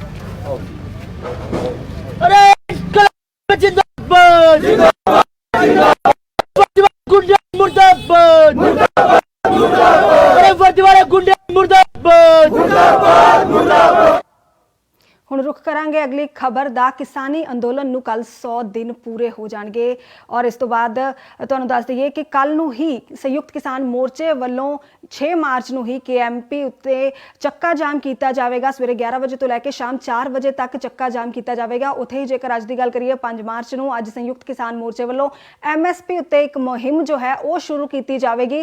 ਉਹ ਨਾਲ ਹੀ ਤੁਹਾਨੂੰ ਦੱਸ ਦਈਏ ਕਿ ਰਾਕੇਸ਼ ਟਿਕੈਤ ਜਿਨ੍ਹਾਂ ਜੋ ਸਰਕਾਰ ਨੂੰ ਲਗਾਤਾਰ ਨਿਸ਼ਾਨੇ ਉੱਤੇ ਲੈਂਦੇ ਆਏ ਨੇ, ਸਰਕਾਰ सरकार ਨੂੰ ਦੋ ਟੁੱਕ ਤੇ ਠੋਕਵੇਂ ਜਵਾਬ ਜੋ ਨੇ ਉਹ ਦਿੰਦੇ ਆਏ ਨੇ। ਉੱਥੇ ਹੀ ਇੱਕ ਵੱਡਾ ਬਿਆਨ ਤੇ ਇੱਕ ਵੱਡਾ ਐਲਾਨ ਜੋ ਹੈ ਉਹ ਰਾਕੇਸ਼ ਟਿਕੈਤ ਵੱਲੋਂ ਕਰ ਦਿੱਤਾ ਗਿਆ ਹੈ। ਰਾਕੇਸ਼ ਟਿਕੈਤ ਨੇ ਕਿਹਾ ਹੈ ਕਿ ਜੋ ਕਿਸਾਨਾਂ ਦੀਆਂ ਫਸਲਾਂ ਮੰਡੀਆਂ ਦੇ ਵਿੱਚ ਨਹੀਂ ਵਿਕ ਰਹੀਆਂ ਜਾਂ ਸਰਕਾਰ ਉਹਨਾਂ ਨੂੰ ਨਹੀਂ ਖਰੀਦ ਰਹੀ ਤਾਂ ਉਹ ਆਪਣੀਆਂ ਫਸਲਾਂ ਨੂੰ ਲੈ ਕੇ ਪਾਰਲੀਮੈਂਟ ਪਹੁੰਚਣ, ਕਿਉਂਕਿ ਪਾਰਲੀਮੈਂਟ ਦੇ ਵਿੱਚ ਹੀ ਕਾਨੂੰਨ ਪਾਸ ਹੋਏ ਨੇ ਤੇ ਉੱਥੇ ਹੀ ਉਹ ਵੀ ਇੱਕ ਖੁੱਲੀ ਮੰਡੀ ਹੀ ਹੈ, ਕਿਉਂਕਿ ਹੁਣ ਦੇਸ਼ ਵਿੱਚ ਕਿਤੇ ਵੀ ਕਿਸਾਨ ਅਨਾਜ ਜੋ ਹੈ ਉਹ ਵੇਚ ਸਕਦਾ ਹੈ। ਸਰਕਾਰ ਦਾ ਕਹਿਣਾ ਹੈ ਤਾਂ ਉਹਦੇ ਮੁਤਾबिक ਪਾਰਲੀਮੈਂਟ ਦੇ ਵਿੱਚ ਖੁੱਲੀ ਮੰਡੀ ਲਾਈ ਜਾਵੇ ਤਾਂ ਉੱਥੇ ਕਿਸਾਨ ਆਪਣੀਆਂ ਫਸਲਾਂ ਲੈ ਕੇ ਪਹੁੰਚਣ ਤੇ ਸਰਕਾਰ ਉਹਨਾਂ ਫਸਲਾਂ ਨੂੰ ਖਰੀਦੇ।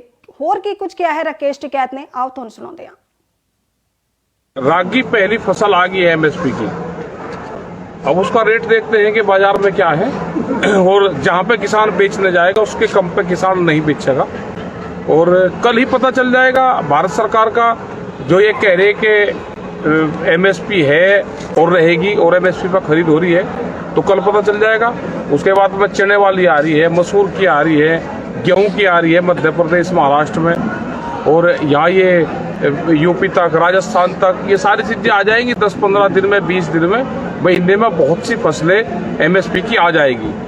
और एक नई मंडी जरूर खुलेगी देश में, वो है पार्लियामेंट में। किसान की फसल अगर कहीं नहीं बिक रही तो किसान अपना लेकर आ सकता है वहाँ पे, 10 क्विंटल ले आओ, उसको भी तजर्बा हो जाएगा कि जो प्रधानमंत्री कह रहे हैं। और उन्होंने एक चीज और कही है कि फसल अपनी कहीं पे भी देश में ले जाकर बेच सकता है, तो किसान अपने ट्रैक्टर में ले आवे, अपनी गाड़ी में ले आवे और पार्लियामेंट पे जरूर उसकी फसल बिक जाएगी।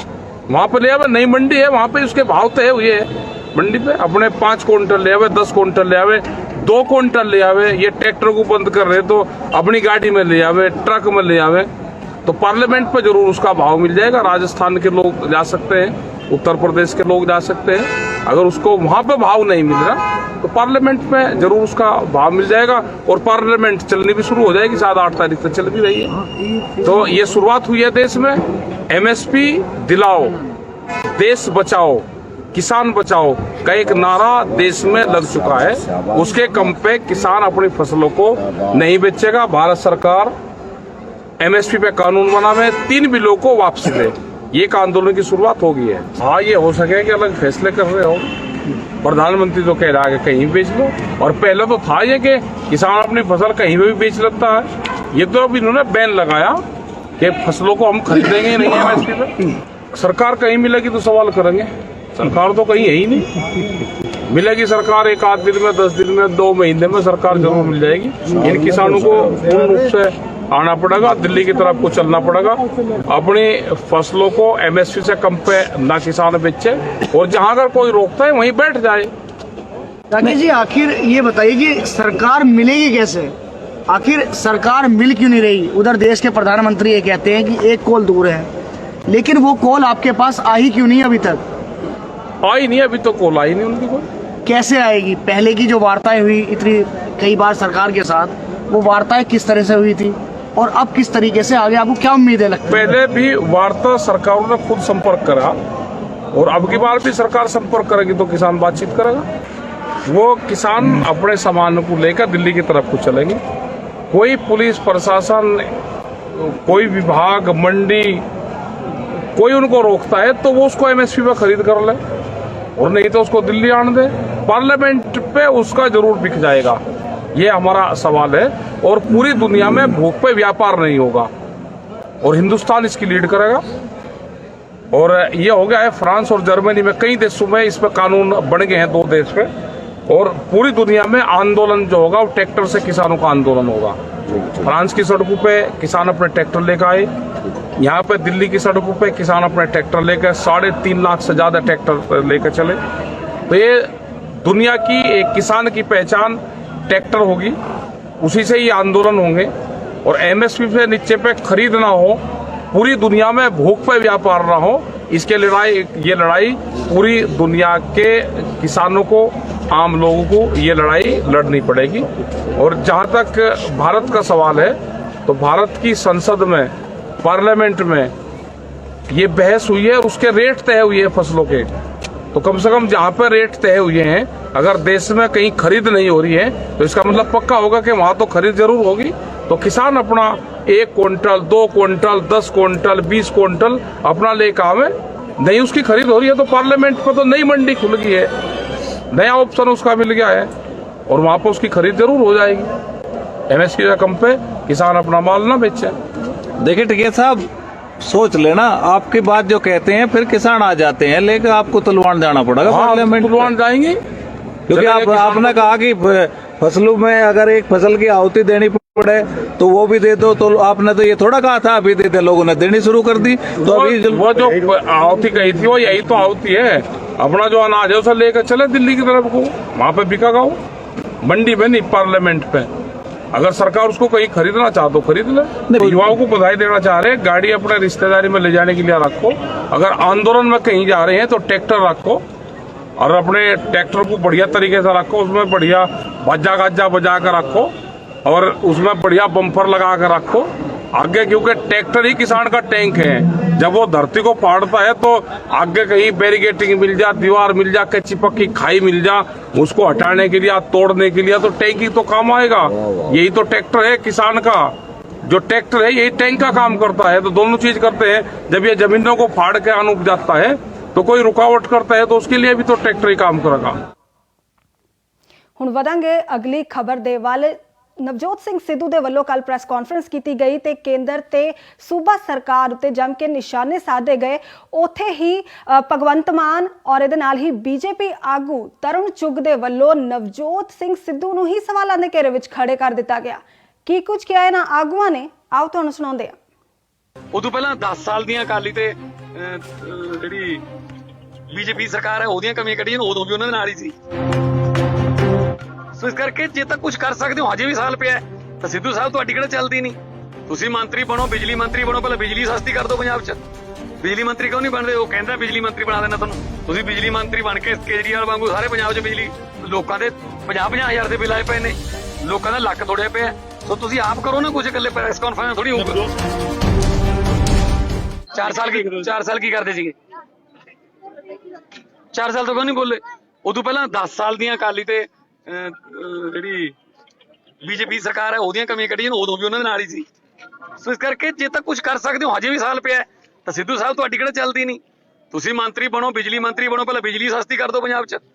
ਬਿਜਲੀ ਮੰਤਰੀ ਕਿਉਂ ਨਹੀਂ ਬਣਦੇ? ਉਹ ਕਹਿੰਦਾ ਬਿਜਲੀ ਮੰਤਰੀ ਬਣਾ ਦੇਣਾ ਤੁਹਾਨੂੰ। ਤੁਸੀਂ ਬਿਜਲੀ ਮੰਤਰੀ ਬਣ ਕੇ ਕੇਜਰੀਵਾਲ ਵਾਂਗੂ ਸਾਰੇ ਪੰਜਾਬ 'ਚ ਬਿਜਲੀ, ਲੋਕਾਂ ਦੇ 50-50 ਹਜ਼ਾਰ ਦੇ ਬਿੱਲ ਆਏ ਪਏ ਨੇ, ਲੋਕਾਂ ਦਾ ਲੱਕ ਤੋੜਿਆ ਪਿਆ। ਸੋ ਤੁਸੀਂ ਆਪ ਕਰੋ ਨਾ ਕੁਝ, ਇਕੱਲੇ ਪ੍ਰੈਸ ਕਾਨਫਰੰਸ ਥੋੜੀ ਹੋਊ। ਕਿਸਾਨੀ ਅੰਦੋਲਨ ਤੇ ਹਰਿਆਣੇ 'ਚ ਹੋ ਰਹੀਆਂ ਨੇ। ਬਰਨਾਲੇ ਦੇ ਵਿੱਚ ਬਹੁਤ ਵੱਡੀ 21 ਫਰਵਰੀ ਨੂੰ ਮਹਾਂ ਪੰਚਾਇਤ ਤੁਸੀਂ ਆਪਣੀ ਅੱਖਾਂ ਨਾਲ ਦੇਖੀ ਹੈ। ਅਸੀਂ 21 ਮਾਰਚ ਨੂੰ ਬਾਗੇ ਪੁਰਾਣੇ ਵਿਖੇ ਕਰ ਰਹੇ ਹਾਂ, ਕਿਉਂਕਿ ਮੋਦੀ ਦੀਆਂ ਜੜ੍ਹਾਂ ਤਾਈਓ ਹਿੱਲ ਸਕਦੀਆਂ ਨੇ ਜੇ ਉਹ ਤੱਕ ਗੱਲ ਪਹੁੰਚੂਗੀ। ਸੋ ਅਰਵਿੰਦ ਕੇਜਰੀਵਾਲ ਜੀ ਆਉਣਗੇ ਇੱਥੇ, ਨੈਸ਼ਨਲ ਮੀਡੀਆ ਨਾਲ ਆਊਗਾ ਤਾਂ ਗੱਲ ਉੱਥੇ ਤੱਕ ਪਹੁੰਚੂਗੀ। ਟੋਟਲੀ ਕਿਸਾਨ ਸੰਮੇਲਨ ਹੈ, ਕੋਈ ਹੋਰ ਰਾਜਨੀਤਿਕ ਗੱਲ ਨਹੀਂ। ਤਿੰਨੇ ਕਾਨੂੰਨਾਂ ਨੂੰ ਵਾਪਸ ਲੈਣ ਦੀ ਜਿਹੜੀ ਗੱਲ ਹੈ, ਪਿਛਲੇ ਜਦੋਂ ਤੋਂ ਇਹ ਕਾਨੂੰਨ ਆਰਡੀਨੈਂਸ ਦੇ ਰੂਪ ਦੇ ਵਿੱਚ ਕੈਬਨਿਟ 'ਚ ਆਏ ਨੇ, ਅਸੀਂ ਉਦੋਂ ਤੋਂ ਵਿਰੋਧ ਕਰ ਰਹੇ ਹਾਂ ਔਰ ਕਿਸਾਨਾਂ ਦਾ ਸਾਥ ਦੇ ਰਹੇ ਹਾਂ। ਇਕੱਲੇ ਬਾਰਡਰਾਂ ਤੇ ਉੱਥੇ ਵੀ ਬੈਠੇ ਨੇ ਡਟੇ, ਪਰ ਨਾਲ ਨਾਲ ਦੇਖੋ ਟਕੈਤ ਸਾਹਿਬ ਕਿਤੇ ਮੱਧ ਪ੍ਰਦੇਸ਼ ਜਾ ਕੇ ਵੀ ਕਰ ਰਹੇ ਨੇ। 12 ਮਾਰਚ ਨੂੰ ਇਹੀ ਕਿਸਾਨ ਜਿਹੜੇ ਨੇ ਉਹ ਬੰਗਾਲ ਦੇ ਵਿੱਚ ਰੈਲੀ ਕਰ ਰਹੇ ਨੇ, ਜਿੱਥੇ ਵੋਟਾਂ ਪੈ ਰਹੀਆਂ ਨੇ। ਅਸਰ ਪਊਗਾ ਬੀਜੇਪੀ ਤੇ ਇਹਦਾ। ਸੋ ਜ਼ਰੂਰੀ ਨਹੀਂ ਕਿ ਇਕੱਲੇ ਬਾਰਡਰਾਂ ਤੇ ਬਹਿ ਕੇ ਲੜਿਆ ਜਾ ਸਕਦਾ। ਜਿਹੜੀਆਂ ਫੌਜਾਂ ਹੁੰਦੀਆਂ ਨੇ ਉਹ ਉਹਨਾਂ ਦੀ ਡਿਊਟੀ ਕਿਤੇ ਕਾਰਗਿਲ ਲੱਗ ਜਾਂਦੀ, ਕਿਤੇ ਗੰਗਾ ਨਗਰ ਲੱਗ ਜਾਂਦੀ ਹੈ, ਪਰ ਜਿਹੜੀ ਬੰਦੂਕ ਹੈ ਉਹਦਾ ਮੂੰਹ ਦੁਸ਼ਮਣ ਵੱਲ ਹੀ ਚਾਹੀਦੀ, ਉਹ ਆਪਦਿਆਂ ਵੱਲ ਨਹੀਂ ਹੋਣੀ ਚਾਹੀਦੀ। 100 ਰੁਪਏ ਨੂੰ ਪੈਟਰੋਲ ਟੱਪ ਗਿਆ, ਹਰ ਦੂਜੇ ਤੀਜੇ ਦਿਨ 25 ਰੁਪਏ 50 ਰੁਪਏ ਗੈਸ ਸਿਲੰਡਰ ਵਧਾ ਦਿੰਦੇ ਨੇ। ਤੇ ਫਿਰ ਉਹ ਕਿੱਧਰ ਗਈਆਂ ਗੱਲਾਂ? ਜਿਹੜੀਆਂ ਗੱਲਾਂ ਦਾ ਵਿਰੋਧ ਕਰਕੇ ਆਏ ਸੀ ਸਾਰੀਆਂ ਉਹੀ ਗੱਲਾਂ ਲਾਗੂ ਕਰੀ ਜਾਂਦੇ ਨੇ। FDI ਦਾ ਵਿਰੋਧ ਕਰਦੇ ਸੀ, ਲਾਗੂ ਕੀਤੀ ਹੈ। ਤੇ ਜਿਹੜਾ ਪ੍ਰਾਈਵੇਟਾਈਜੇਸ਼ਨ ਦਾ ਵਿਰੋਧ ਕਰਦੇ ਸੀ, ਹੁਣ ਦੇਖੋ ਤੇਲ ਵੇਚਤੀ, ਰੇਲ ਵੇਚਤੀ, ਭੇਲ ਵੇਚਤੀ, 에ਅਰਪੋਰਟ ਵੇਚਤੇ, ਬੈਂਕਾਂ ਵੇਚਤੀਆਂ, LIC ਵੇਚਤੀ, ਕੁਝ ਨਹੀਂ ਰਹਿ ਗਿਆ ਵੇਚਣ ਨੂੰ। ਕੱਲੀ ਖੇਤੀ ਰਹਿ ਗਈ, ਉਹ ਵੀ ਵੇਚਤੀ। ਸੋ ਇਹ ਆਪਦੀਆਂ ਗੱਲਾਂ ਤੋਂ ਮੁੱਕਰੀ ਜਾਂਦੇ। ਜਿਹੜੀ ਅੱਜ ਬਰਨਾਲਾ ਵਿੱਚ ਮੀਟਿੰਗ ਰੱਖੀ, ਕੀ ਮਕਸਦ ਹੈ ਮੀਟਿੰਗ ਦਾ ਤੇ ਕਿਸ ਤਰ੍ਹਾਂ ਦੀ ਮੀਟਿੰਗ ਤਿਆਰੀ ਕੀਤੀ ਜਾ ਰਹੀ ਹੈ ਅੱਗੇ ਰੈਲੀ ਦੀ? ਦੇਖੋ 21 ਮਾਰਚ ਨੂੰ ਅਸੀਂ ਬਹੁਤ ਵੱਡਾ ਕਿਸਾਨ ਮਹਾ ਸੰਮੇਲਨ ਬਾਗਾ ਪੁਰਾਣਾ ਵਿਖੇ ਕਰ ਰਹੇ ਹਾਂ। ਇਸ ਤੋਂ ਪਹਿਲਾਂ ਮੇਰਠ ਦੇ ਵਿੱਚ ਬਹੁਤ ਵੱਡੀ ਮਹਾ ਪੰਚਾਇਤ ਕਰਕੇ ਆਏ ਹਾਂ। ਜਿਹੜੇ ਲੋਕ ਇਹ ਅਫਵਾਹਾਂ ਫੈਲਾਉਂਦੇ ਨੇ ਕਿ ਕਿਸਾਨ ਅੰਦੋਲਨ ਸ਼ਾਇਦ ਖਤਮ ਹੋ ਗਿਆ, ਮੁੱਕ ਗਿਆ, ਜਾਂ ਵਿੰਜੜ ਗਿਆ, ਉਹਨਾਂ ਦੀ ਗਲਤਫਹਿਮੀ ਹੈ। ਇਹ ਅੰਦੋਲਨ ਅਸਲ 'ਚ ਪੂਰੇ ਮੁਲਕ 'ਚ ਫੈਲ ਗਿਆ। ਸ਼ਾਮਲੀ ਦੇ ਵਿੱਚ ਮਹਾ ਪੰਚਾਇਤ ਹੋਈ, ਰਾਜਸਥਾਨ 'ਚ ਬਹੁਤ ਮਹਾ ਪੰਚਾਇਤਾਂ ਹੋ ਰਹੀਆਂ ਨੇ ਕਿਸਾਨੀ ਅੰਦੋਲਨ ਤੇ, ਹਰਿਆਣੇ 'ਚ ਹੋ ਰਹੀਆਂ ਨੇ। ਬਰਨਾਲੇ ਦੇ ਵਿੱਚ ਬਹੁਤ ਵੱਡੀ 21 ਫਰਵਰੀ ਨੂੰ ਮਹਾ ਪੰਚਾਇਤ ਤੁਸੀਂ ਆਪਣੀ ਅੱਖਾਂ ਨਾਲ ਦੇਖੀ ਹੈ। ਅਸੀਂ 21 ਮਾਰਚ ਨੂੰ ਬਾਗੇ ਪੁਰਾਣੇ ਵਿਖੇ ਕਰ ਰਹੇ ਹਾਂ, ਕਿਉਂਕਿ ਮੋਦੀ ਦੀਆਂ ਜੜ੍ਹਾਂ ਤਾਈਓ ਹਿੱਲ ਸਕਦੀਆਂ ਨੇ ਜੇ ਉਹ ਤੱਕ ਗੱਲ ਪਹੁੰਚੂਗੀ। ਸੋ ਅਰਵਿੰਦ ਕੇਜਰੀਵਾਲ ਜੀ ਆਉਣਗੇ ਇੱਥੇ, ਨੈਸ਼ਨਲ ਮੀਡੀਆ ਨਾਲ ਆਊਗਾ ਤਾਂ ਗੱਲ ਉੱਥੇ ਤੱਕ ਪਹੁੰਚੂਗੀ। ਟੋਟਲੀ ਕਿਸਾਨ ਸੰਮੇਲਨ ਹੈ, ਕੋਈ ਹੋਰ ਰਾਜਨੀਤਿਕ ਗੱਲ ਨਹੀਂ। ਤਿੰਨੇ ਕਾਨੂੰਨਾਂ ਨੂੰ ਵਾਪਸ ਲੈਣ ਦੀ ਜਿਹੜੀ ਗੱਲ ਹੈ, ਪਿਛਲੇ ਜਦੋਂ ਤੋਂ ਇਹ ਕਾਨੂੰਨ ਆਰਡੀਨੈਂਸ ਦੇ ਰੂਪ ਦੇ ਵਿੱਚ ਕੈਬਨਿਟ ਚ ਆਏ ਨੇ, ਅਸੀਂ ਉਦੋਂ ਤੋਂ ਵਿਰੋਧ ਕਰ ਰਹੇ ਹਾਂ ਔਰ ਕਿਸਾਨਾਂ ਦਾ ਸਾਥ ਦੇ ਰਹੇ ਹਾਂ। ਇਹਨਾਂ ਦੇ ਵਿੱਚੋਂ ਵੀ ਬਹੁਤ ਸਾਰੇ ਜਿਹੜੇ ਲੋਕ ਨੇ ਉਹ ਦਿੱਲੀ ਜਾ ਵੀ ਆਏ ਹੋਣਗੇ, ਹਜੇ ਜਾਣਾ ਵੀ ਹੋਊਗਾ, ਇੱਕ ਵਾਰੀ ਲਾ ਆਏ ਹੋਣਗੇ। ਅੱਜ ਵੀ ਇਸ ਪਿੰਡ ਦੇ ਲੋਕ ਜਿਹੜੇ ਦਿੱਲੀ ਦੇ ਵਿੱਚ ਬਾਰਡਰਾਂ ਤੇ ਬੈਠੇ ਹੋਣਗੇ। ਸੋ ਇਹ ਇੱਕ ਜਨ ਅੰਦੋਲਨ ਬਣ ਗਿਆ, ਇਕੱਲੇ ਕਿਸਾਨਾਂ ਦਾ ਅੰਦੋਲਨ ਨਹੀਂ। ਆ ਜਿਹੜੇ ਆਪਾਂ ਪਿੱਛੇ ਥੋੜੇ ਚੱਲਦੇ ਦੇਖਦੇ ਹਾਂ, ਫਿਰ ਇਹ ਵੀ ਬੰਦ ਹੋਣਗੇ ਜੇ ਜ਼ਮੀਨ ਚਲੀ ਗਈ। ਸੋ ਸਾਰਾ ਆਪਾਂ ਖੇਤੀ ਤੇ ਆਧਾਰਿਤ ਜਿਹੜਾ ਕਿੱਤੇ ਨੇ ਆਪਣੇ ਇਲਾਕੇ ਦੇ, ਧਨੌਲੇ ਦੇ, ਧੂਰੀ ਦੇ, ਭਦੌੜ ਦੇ, ਭਵਾਨੀਗੜ੍ਹ ਦੇ, ਦਿੜਬੇ ਦੇ, ਅਸੀਂ ਇਹ ਸਾਰੇ ਖੇਤੀ ਨਾਲ ਸੰਬੰਧਿਤ ਕਿੱਤਿਆਂ ਤੇ ਸਾਡੇ ਬਾਜ਼ਾਰ ਚੱਲਦੇ ਨੇ। ਸੋ ਇਸ ਕਰਕੇ ਲੋਕਾਂ ਨੂੰ ਜਾਗਰਤ ਕਰਨ ਆਇਆ ਕਿ ਆਓ ਆਪਾਂ ਇਕੱਠੇ ਹੋ ਕੇ ਇਹਨੂੰ ਮੱਠਾ ਨਹੀਂ ਪੈਣ ਦੇਣਾ। ਕਈ ਵਾਰੀ ਲੰਮਾ ਸੰਘਰਸ਼ ਹੋ ਜਾਂਦਾ, ਪਰ ਇਹਦਾ ਮਤਲਬ ਕਈ ਵਾਰੀ ਰਾਤ ਲੰਮੀ ਹੋ ਜਾਂਦੀ, ਇਹਦਾ ਮਤਲਬ ਸੂਰਜ ਮਰ ਨਹੀਂ ਜਾਂਦਾ, ਚੜ੍ਹਦਾ ਹੀ ਹੈ ਸੂਰਜ ਚੜ੍ਹਦਾ। ਦੇਸ਼ ਵਿੱਚ ਕਈ ਰਾਜਾਂ ਵਿੱਚ ਚੋਣਾਂ ਹੋ ਰਹੀਆਂ ਤੇ ਇੱਕ ਪਾਸੇ ਮਹਿੰਗਾਈ ਦੀ ਮਾਰ ਦਿਨੋਂ ਦਿਨ ਵੱਧਦੀ ਜਾ ਰਹੀ ਹੈ, ਤੇ ਜੇ ਗੈਸ ਸਿਲੰਡਰ ਹੋ ਜਾਂ ਪੈਟਰੋਲ ਦੀ ਕੀਮਤਾਂ ਹੋਣ, ਲੱਗਦਾ ਕਿ ਇਸ ਦਾ ਅਸਰ ਆਉਣ ਵਾਲੇ ਬੀਜੇਪੀ ਸਰਕਾਰ ਤੇ ਚੋਣਾਂ ਤੇ ਪੈਣਗੇ। ਦੇਖੋ, ਇਹ ਤਾਂ ਕਹਿ ਕੇ ਆਏ ਸੀ ਕਿ ਅਬ ਕੀ ਬਾਰ ਮੋਦੀ ਸਰਕਾਰ ਬਹੁਤ हुई महंगाई की मार।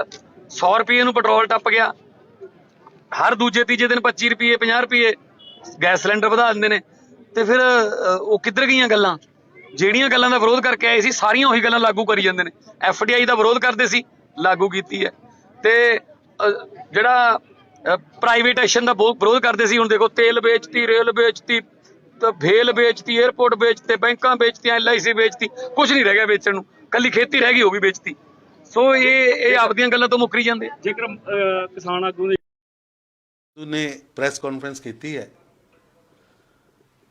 ਔਰ ਪੰਜਾਬ ਸਰਕਾਰ ਨੂੰ ਕਟਹਿਰੇ 'ਚ ਖੜਾ ਕੀਤਾ ਕਿ ਕਿਸਾਨਾਂ ਦੇ ਹਿੱਤ 'ਚ ਪੰਜਾਬ ਦੀ ਕੈਪਟਨ ਅਮਰਿੰਦਰ ਸਿੰਘ ਦੀ ਸਰਕਾਰ ਕੰਮ ਨਹੀਂ ਕਰ ਰਹੀ, MSP ਤੇ ਫਸਲਾਂ ਨਹੀਂ ਚੁੱਕ ਰਹੀ। ਮੈਂ ਸਵਾਗਤ ਕਰਨਾ ਕਿ ਕਿਸੇ ਨੇ ਸੱਚ ਤਾਂ ਬੋਲਿਆ। ਕੈਪਟਨ ਅਮਰਿੰਦਰ ਸਿੰਘ ਪਿਛਲੇ 50 ਮਹੀਨਿਆਂ ਤੋਂ ਪੰਜਾਬ ਦੇ ਅੰਦਰ ਝੂਠ ਦੀ ਰਾਜਨੀਤੀ, ਛੜਯੰਤਰ ਦੀ ਰਾਜਨੀਤੀ ਕਰ ਰਹੇ। ਸਿੱਧੂ ਸਾਹਿਬ, ਬਿਆਨ ਨਾ ਜਾਰੀ ਕਰੀਏ ਇਕੱਲਾ, ਤੁਸੀਂ MLA ਹੋ। ਪੰਜਾਬ ਦੇ ਅੰਦਰ ਬਜਟ ਸੱਤਰ ਚੱਲ ਰਿਹਾ, ਆਖਰੀ ਬਜਟ ਹੈ ਕੈਪਟਨ ਅਮਰਿੰਦਰ ਸਿੰਘ ਦੀ ਸਰਕਾਰ ਦਾ। 90,000 ਕਰੋੜ ਦਾ ਕਿਸਾਨੀ ਕਰਜ਼ਾ ਮਾਫ ਕਰਨ ਦਾ ਤੁਸੀਂ ਵਾਅਦਾ ਕੀਤਾ ਸੀ, ਇਹ ਮੈਨੀਫੈਸਟੋ ਦੀ ਕਾਪੀ ਹੈ।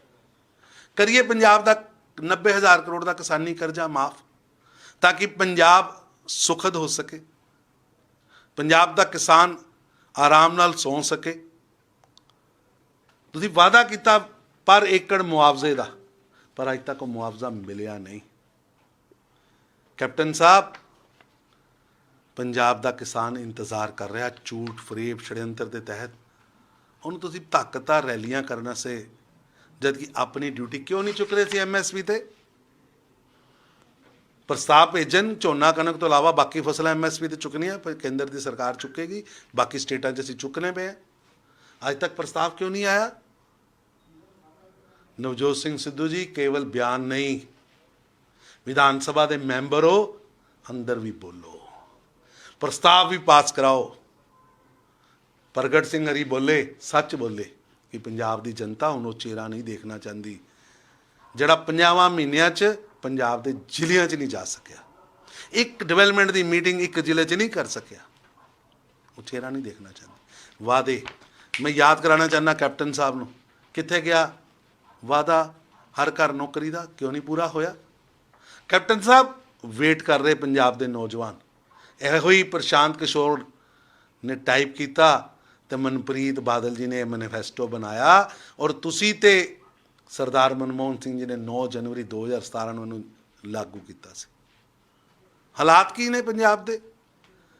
ਕਿਸਾਨੀ ਕਰਜ਼ਾ ਮਾਫ ਦਾ ਵਾਅਦਾ ਪੂਰਾ ਨਹੀਂ ਹੋਇਆ, ਕੁੜਕੀ ਵਾਲਾ ਵਾਅਦਾ ਪੂਰਾ ਨਹੀਂ ਹੋਇਆ। ਜੇ BJP ਦੀ ਸਰਕਾਰ ਲੈ ਕੇ ਆਏਗੀ ਕੁੜਕੀ ਨਹੀਂ ਹੋ ਸਕਦੀ, ਤੇ ਉਹ ਅੱਜ ਤੱਕ ਤੁਸੀਂ ਇਹਨੂੰ ਪੂਰਾ ਨਹੀਂ ਹੋਣ ਦੇ ਰਹੇ, ਉਹਦੇ ਖਿਲਾਫ ਬੋਲ ਰਹੇ ਹੋ। ਘਰ ਘਰ ਨੌਕਰੀ ਦਾ ਵਾਅਦਾ ਪੂਰਾ ਨਹੀਂ ਹੋਇਆ। 2500 ਰੁਪਇਆ ਬੇਰੁਜ਼ਗਾਰ ਭੱਤਾ ਮਿਲੇਗਾ, ਪੂਰਾ ਨਹੀਂ ਹੋਇਆ। ਨੌਜਵਾਨਾਂ ਨੂੰ ਮੋਬਾਈਲ ਮਿਲੇਗਾ, ਪੂਰਾ ਨਹੀਂ ਹੋਇਆ। 4 ਹਫ਼ਤਿਆਂ 'ਚ ਨਸ਼ਾ ਖਤਮ ਹੋਏਗਾ। ਹੁਣ ਤੇ ਜਾਣ ਦਾ ਟਾਈਮ ਆ ਗਿਆ, ਹਫ਼ਤੇ ਛੱਡੋ, ਮਹੀਨੇ ਛੱਡੋ, ਹੁਣ ਤੇ 4 ਸਾਲ ਬੀਤ ਗਏ। ਮਾਫੀਆ ਰਾਜ ਖਤਮ ਕਰਾਂਗੇ, ਮਾਫੀਆ ਨੂੰ ਅਸੀਂ ਗੋਦ 'ਚ ਬਿਠਾਤਾ। ਬੇਘਰਾਂ ਨੂੰ ਦਲਿਤਾਂ ਨੂੰ ਘਰ ਦੇਾਂਗੇ, ਕਿੱਥੇ ਮਿਲੇ ਘਰ? ਸਰਕਾਰੀ ਕਰਮਚਾਰੀਆਂ ਦਾ ਖਿਆਲ ਰੱਖਾਂਗੇ। ਸਰਕਾਰ ਦਾ ਕਰਮਚਾਰੀ ਤਾਂ ਸੜਕ ਤੇ ਬੈਠਾ, ਰੋਜ਼ ਧਰਨੇ ਲਾ ਰਿਹਾ। ਆਟਾ ਦਾਲ ਸਕੀਮ ਦਾ ਆਟਾ ਤੇ ਦਾਲ ਕੇਂਦਰ ਸਰਕਾਰ ਭੇਜ ਰਹੀ ਹੈ, ਤੁਸੀਂ ਕਹੇ ਸੀ ਚਾਹ ਪੱਤੀ ਕੋਲੋਂ ਪਾਵਾਂਗੇ, ਘਿਓ ਕੋਲੋਂ ਪਾਵਾਂਗੇ, ਕਿੱਥੇ ਪਿਆ? 7 ਸਟਾਰ ਫਾਰਮ ਹਾਊਸਾਂ 'ਚ ਬਹਿ ਕੇ ਪੰਜਾਬ ਨਹੀਂ ਚੱਲ ਸਕਦਾ। ਪੰਜਾਬ ਦੇ ਹਿੱਤ ਵਾਸਤੇ ਕੈਪਟਨ ਸਾਹਿਬ ਇਸ ਬਜਟ 70 'ਚ ਆਪਣੇ ਮੈਨੀਫੈਸਟੋ ਦੇ ਸਾਰੇ ਵਾਅਦੇ ਪੂਰੇ ਕਰੋ ताकि पंजाब की जनता को राहत मिल सके। आपने विधानसभा की बात करी, विधानसभा में बीजेपी के जो विधायक हैं उनको बोलने नहीं दिया जा रहा है। पंजाब के अंदर अघोषित एमरजेंसी है, अघोषित एमरजेंसी। ना तुम सड़क ते भारतीय जनता पार्टी वाला गल रख सकता है, ना तुम किसी पिंड च जा सकते हो, ना रैली कर सकते हो, ना घूम सकते हो, क्योंकि कैप्टन साहब नहीं चाहते तुम सच बोलो।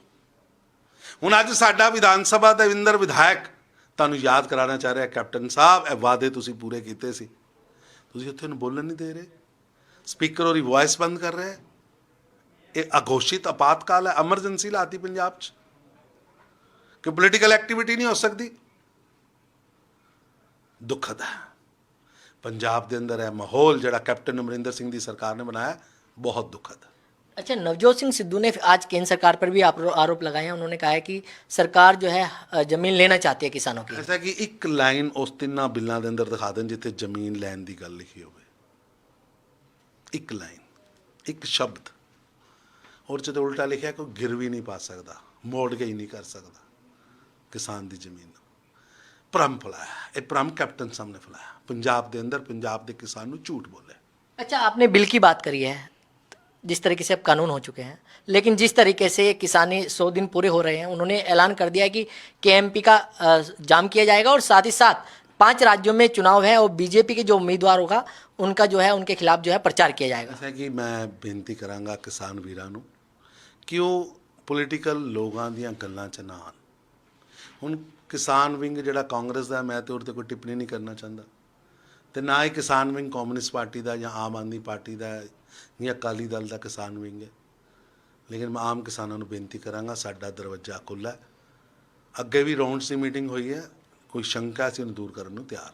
तो इन्विटेशन दोगे किसानों को? भाई साहब वो एजेंडा तो लेके आए, एजेंडा तो लेके आए, तो वही ऐसे ही बैठ रहे हैं, कोई बातचीत होगी या नहीं होगी? सरकार दे हर समय तैयार। अगे भी 8 राउंड 10 राउंड बड़िया मीटिंग हुई, तैयार।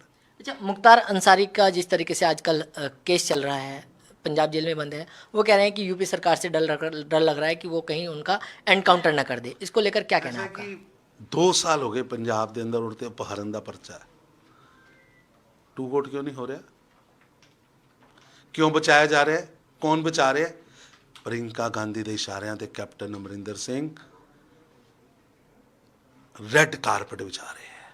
जेलों से जन्मदिन मनाए जा रहे हैं माफिया के लोगों के, कहते माफिया राज खत्म कराएंगे, माफिया गोद च बिठाया।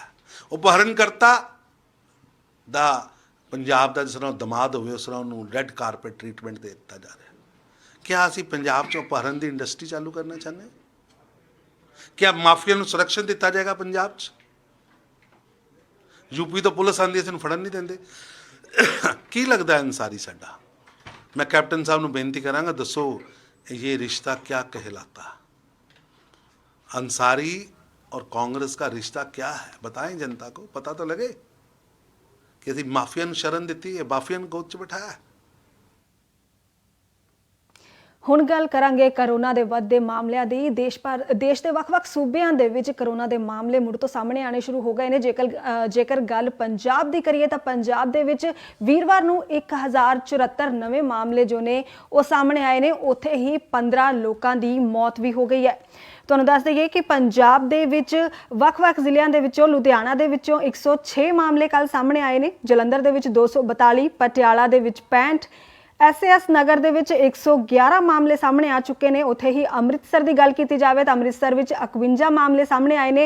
ਗੁਰਦਾਸਪੁਰ ਵਿੱਚ ਕੱਲ 36 ਮਾਮਲੇ ਸਾਹਮਣੇ ਆਏ ਨੇ। ਬਠਿੰਡਾ ਵਿੱਚ 3, ਹੁਸ਼ਿਆਰਪੁਰ ਵਿੱਚ 115, ਫਿਰੋਜ਼ਪੁਰ ਵਿੱਚ 13, ਪਠਾਨਕੋਟ ਵਿੱਚ ਵੀ 13, ਸੰਗਰੂਰ ਵਿੱਚ 12, ਕਪੂਰਥਲਾ ਵਿੱਚ 77 ਮਾਮਲੇ ਸਾਹਮਣੇ ਆ ਚੁੱਕੇ ਨੇ।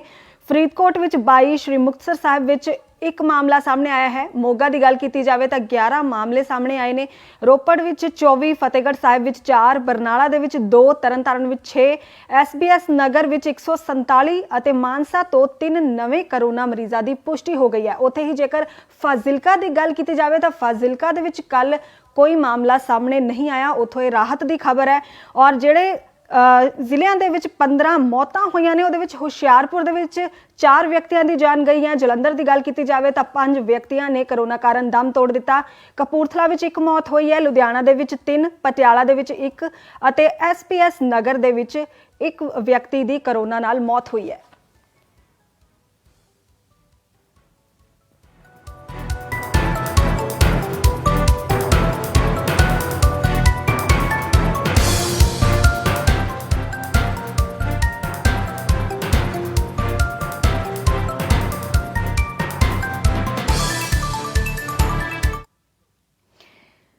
मॉर्निंग बुलेटिन में फिलहाल इन्ना ही। देश विदेश की ताज़ा जानकारी लई देखते रहो जगबाणी TV।